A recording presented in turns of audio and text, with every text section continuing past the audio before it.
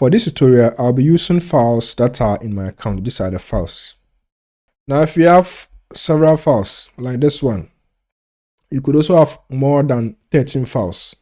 So if you have lots of files, then it will become cumbersome if you try to download them individually. So there's a way to download all the files here at once. So that's what we are going to look at next. So if you want to download all the files under your history, like this one here, your output files, then you can come to history, move to this drop down here, click it, and then scroll down to export history to file, and then you can click it. If this is the first time you are exporting the history to file, then you will have this message appearing.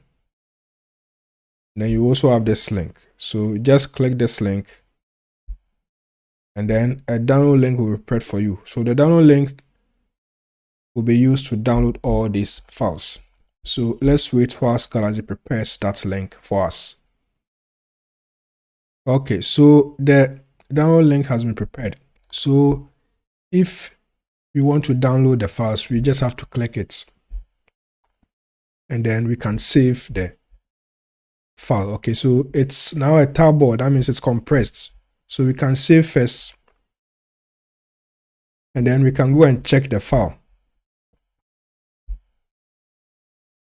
So this is the file. It's compressed. So if you want to get your files, you have to extract the contents. So I can open, and then I'll go to Datasets, and then I'll have my files here. So there are 13 of them, and then I'll extract.